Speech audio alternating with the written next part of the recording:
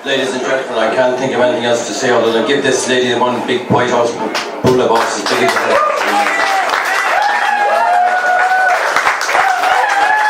Bigger, crazy. Well done, Pauline, I mean sincerely. Well done. That microphone in your hand, please. Thank you very much for that. I mean, most sincerely. I want you hold these points. You're in charge. You just every time I want to talk to me, and then you use it yourself. The thing is this: who was the name of the interloper that would put that last poem that you read out, which is the most powerful poem I've ever heard in this White House, and I mean that very sincerely, and I think everybody else would agree. Who didn't publish the last page of it? It was a small magazine, and I still know the editor, so I'm not willing to say what the name of the magazine was.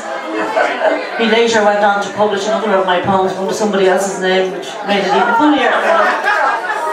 The stories do keep coming out in the White House, don't they? As bad as the Gay Barn show, this. Go on.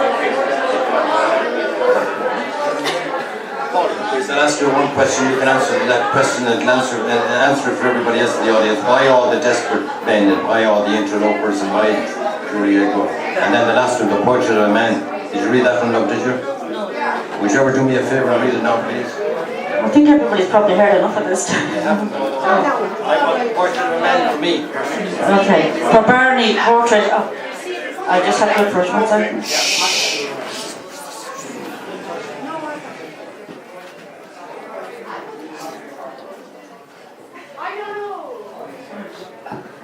Portrait of a man, just because Barney's asked me to, and I'm sure you've all heard enough at this stage. A portrait of a man was something I wrote on the bus one night because this guy was really pissing me off. Portrait of a man, brimming with confidence, in your supreme competence, with words. They slipped as easily across your tongue as the working man's Guinness you sipped between puns. A student of the working class, interpret that how you will. It is to them I raise my glass. By closing time, you're closeted in the corner, baffling yet another with your words. Idealism and idiocy go hand in hand. Why don't we? That's not the reason to buy this lady's book, no other reason. Ladies and gentlemen, Pauline, before you leave, you don't mind me asking you a small little silly question. When did you start writing poetry, John? Not to do with your age now, just let us know when you were a baby or when you were... I started writing when I was about 8.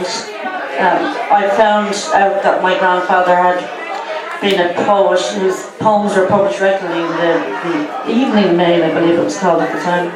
They used to have competitions every week and give out a prize, and he regularly won small amounts, which was very handy for his very large family.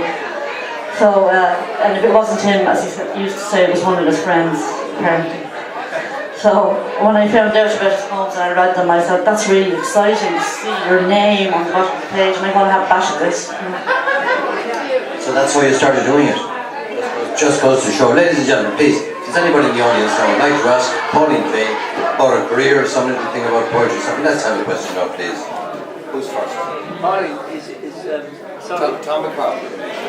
You actually read a love poem earlier about your partner.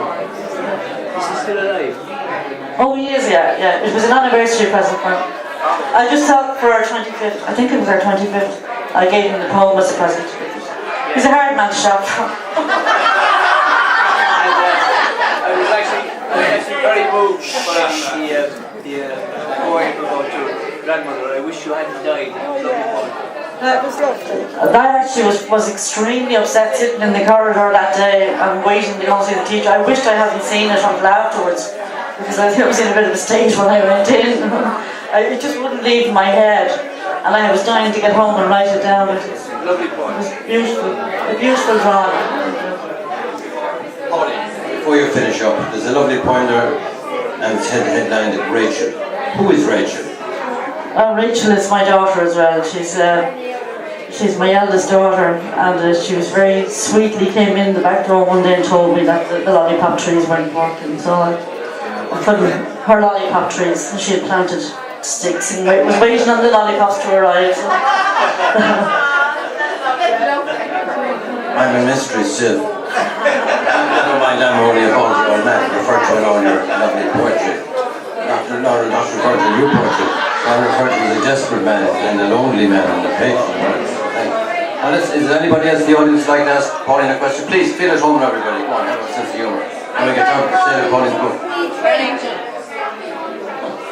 Would like me to read, Rachel? I should have asked you, Pauline, but I didn't. Thank you. Right there we are. Both of us. This is definitely the last one. I'm sure you're all dying to get home to your beds at this stage. Rachel. Carefully she plants the sugar-smeared stick beside the garden wall, watering the hard summer earth with 5-year-old optimism. A week later she uproots it and I watch for tears, but she smiles. Not enough vitamins, next one will grow. Some evening may find me taping lollipops to a row of grimy sticks, wondering which is worse, to shield or break her dreams. Thank you. Pauline Fayne, once again, thank you so much for being with us. Thank you most sincerely. And Pauline Fayne's book is now for sale, ladies and gentlemen, and equally so she's signed them for you, I'm quite sure. Pauline, what are you charging for your book, please? Well, don't say a word, ladies and gentlemen, a little bit over the top there. Now, come on, give us that bit back. Let's make it 10, go on, leave it 10. Dominic says it's 10 now. Does he? He's a very good man. Thank 3 cheers to Dominic Taylor. Come on, 3 cheers. Hip, hip. Hip, hip. Come on, big hipper there. Big hipper up. 3 cheers for all the other poetry promoters, the whole of the Ireland. Hip, hip. Hip, hip. Hip, hip. I hope they all don't drown in the meantime. Pauline Fayne, nevertheless, your book is for sale, ladies and gentlemen. It's called A Lovely Beautiful Morning in the Dark. It's a lovely, lovely, beautiful name. And best of luck to you, Pauline, with your book at an even tenor. We do that for you, Pauline. Good luck, girl. God bless you. Thank you very much indeed. Lovely to have her. Another boat of us there now, please. Come on, keep up. Enjoyed reading a book of poetry as much in my life. And in the meantime, while you're all signing their books, I have a big surprise for you. I'd ask you to give a very, very warm welcome to Jennifer. That's Pauline's daughter, who's going to come up here and sing a song for us. Give her a big applause. And I want to ask her a question or two now to the fun of it. Come on in.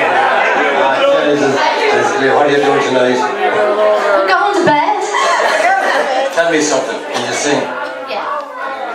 You could, and I respect your time. Would you have the microphone in your hand or would I put up the mic for you? Which Put up the microphone. I will have, certainly. Ladies and gentlemen, please, while Mammy is signing the books, while you're buying them, our daughter Jennifer is going to sing you on the song, and there's one for every one of the audience. Hi. I'm going to sing She Moved Through the Fair. Oh, nice one.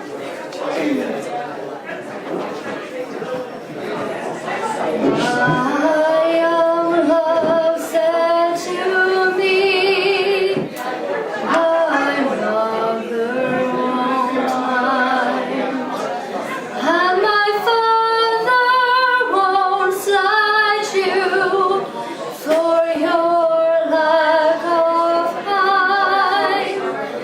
And she stepped away from me, and this she did say, it will not be long, love, till our wedding day. She stepped away from me, and she moved through the fair. And fondly I watched her move here and move there.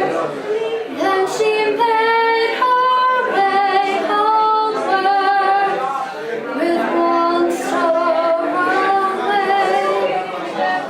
As the swan in the evening moves over the lake. Thank you.